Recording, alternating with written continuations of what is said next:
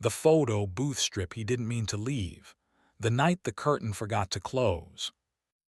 At 9:12 p.m., I slid my hand into his coat for the chapstick I never buy for myself and came up with 4 photographs instead, breathing in the heat his body had left in the lining.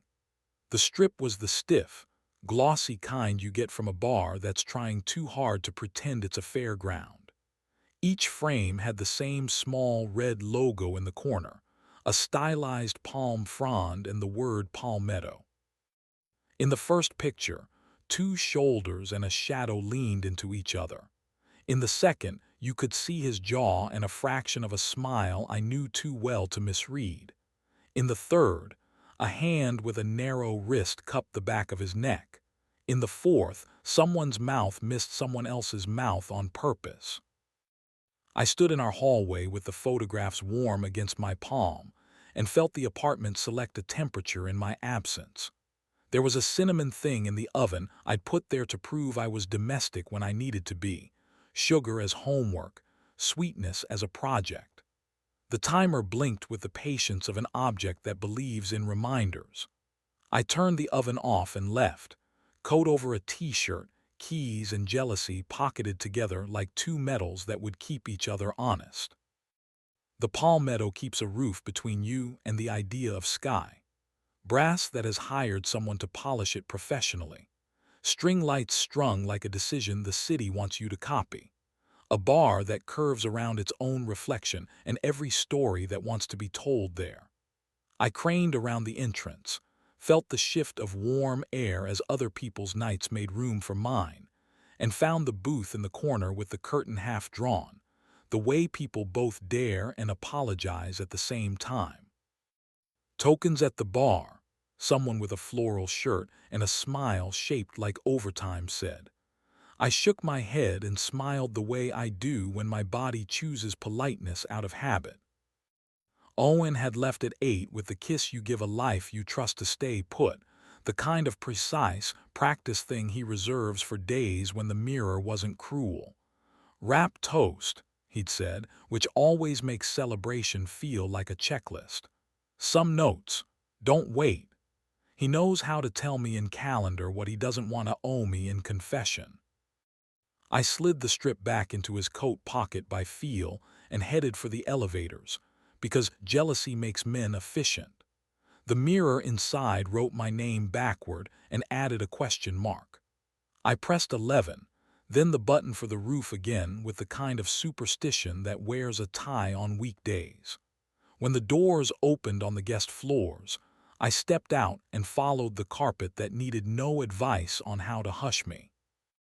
Owen was the one who told me hotel hallways are the most honest part of a building, all that space devoted to getting somewhere else right. I stopped 2 doors before the one I'd chosen by pretending to take a wrong turn and then wanting to be right about it. I texted him, "Tea when you get home." Offering beverages is the way I put a leash on panic. 3 dots appeared, vanished, came back like shy animals. Maybe, he wrote, don't wait, might go late. A heart followed, the small, augmented reality of promises people don't want to phrase. The door I wasn't supposed to stand in front of opened with a sigh that didn't belong to me. A rectangle of yellow light widened and released him into the corridor. He closed the door behind him with the tenderness he saves for other people's libraries, not ours. He wore the jacket that fits every room he enters and the mouth he uses when he's about to rehearse being reasonable. He saw me, actually saw me, and then let the expression he'd been practicing catch up slowly. "Evan," he said, "my name as a receipt anyone could sign." "You dropped something," I said. I didn't show him the strip. I didn't have to. That room had already left a taste on the air, sex and shampoo, the faint sugar of something a hotel puts beside the bed to make guilt elegant. "Not here," he said. He glanced at the security camera fixed in the far corner like an impatient star. "There's a smoker's terrace near the service lifts." The terrace was a glass rectangle suspended above unglamorous machinery. Air conditioners hummed like anxious crickets. The city below us tried on the kind of quiet that lets you hear your own pulse. There was a small round table that had learned to listen. The ashtray held nothing and pretended to be neutral. He put both hands on the rail, then opened them as if he were unfolding a map he didn't want to follow. "I lied when I left," he said. He didn't raise his voice to meet mine. Rap happened. People said the version of goodbye they practice in case God is a casting director. And then I told myself I needed half an hour with a man who doesn't bill my laughter. "Who?" I asked, though the top right of the fourth photo had captured a corner of a smile and a scar I'd noticed once in a hallway that smelled like paint and staged terror. "Names are handles. When a room tilts, you hold one and hope for physics." "Raphael," he said, "sound. Are you sleeping with him?" The question is a cliff. There isn't a scenic route. You walk up to it. If you're unlucky, you spend the rest of the night carrying it around like furniture. "Not yet," he said, quick and clean. He didn't look away. I brought my mouth.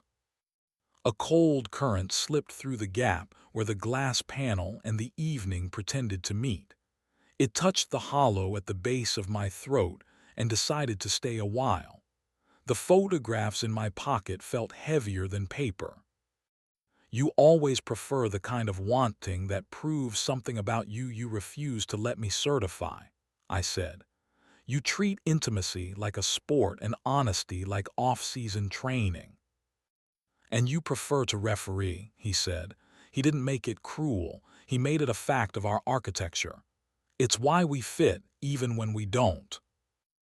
I stepped nearer because there are distances that become lies if you maintain them.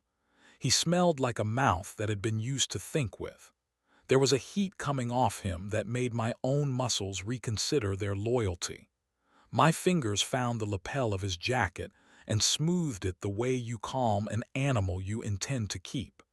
His eyes closed and opened like we were a kind of light. "You're beautiful when you believe in forgiveness more than you believe in caution," he said.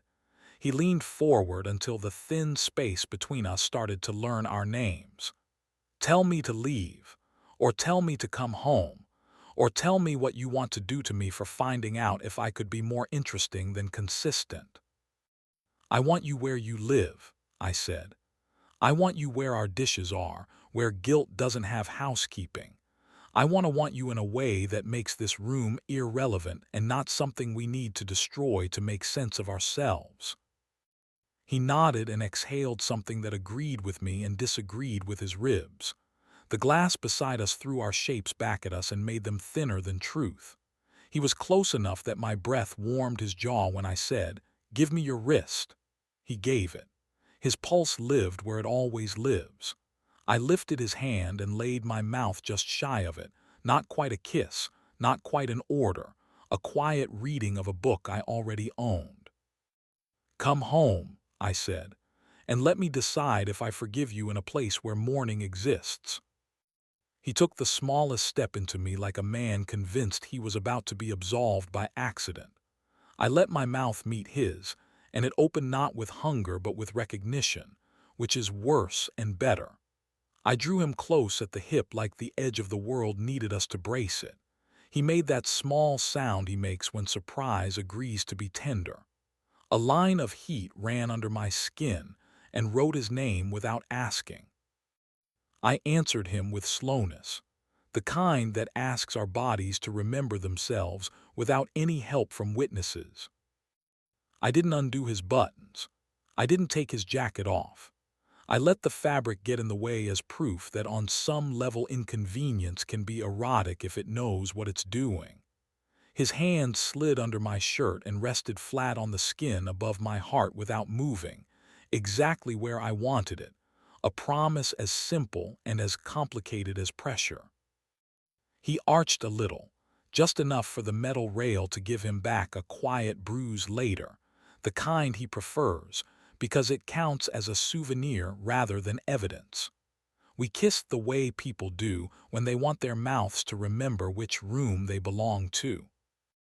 We stepped back at the same time, not because we had exhausted anything that mattered, but because the version of the night that we were about to trespass into insisted on a permission we didn't own. We looked at each other, both of us breath-dizzy, both of us learning the shapes of words again. "Don't tell me more tonight," I said. "Let the photographs sit in a pocket until they forget why they exist. We'll do the daylight sentence thing tomorrow." He reached out and rested his palm on my cheek, thumb just to the side of my mouth, a not quite command. "I will," he said. We took the service elevator because mirrors hadn't earned our trust. The piano in the lobby found a chord for people who are choosing to continue. Outside, the weather was kind enough to say nothing. We walked the 5 blocks home the long way, not touching because touching would have made us choose too early. At our door, his key behaved as if habit were love. Our apartment smelled like cinnamon and the part of the day that turns decisions into leftovers. He showered, steam ganging up on the mirror until it gave up trying to have an opinion. He came out clean in our towel, not theirs, and leaned in the doorway with a book pressed to his ribs the way men learn when their hands want to be helpful and don't trust themselves yet. I set the photographs on the counter face down. He watched me do it and said nothing. I crossed the kitchen and put my mouth on his, once, the exact length of an apology that refuses to pretend it fixes anything. He held my head with both hands and made another of those small, honest sounds. The towel loosened half an inch, and we both let it, because deciding not to stop is sometimes the only decision two bodies can agree on without regretting it.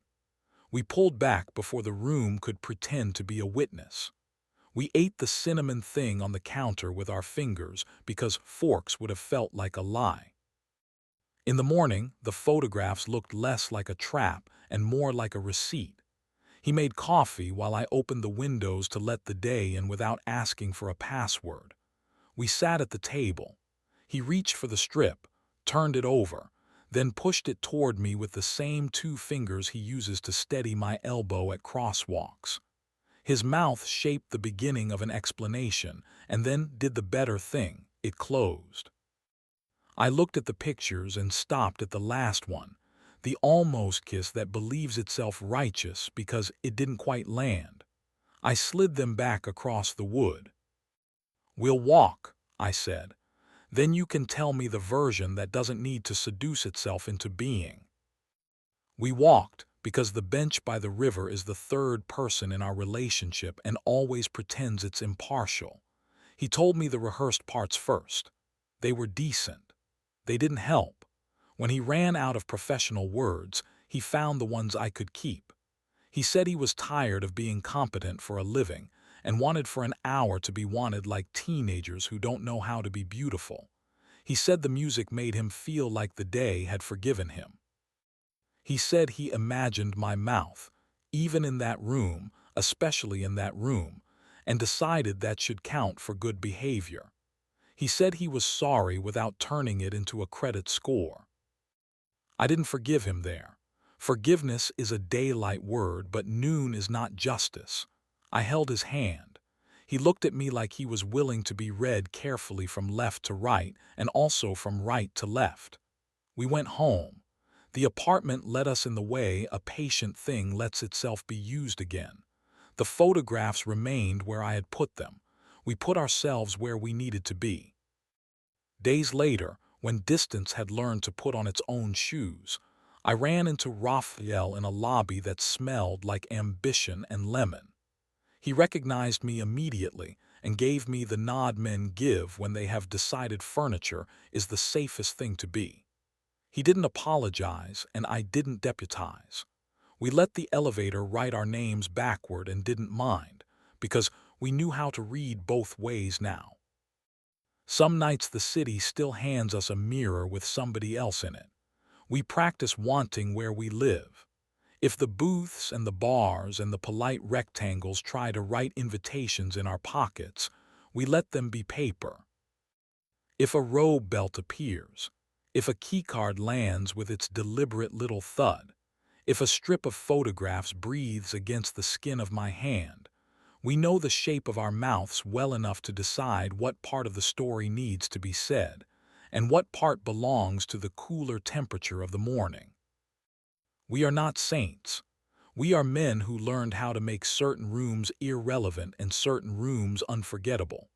When a door closes now, it sounds like the right kind of promise. Nothing permanent, everything costly, and both of us choosing to spend what the night asks without borrowing from a future we haven't consented to yet.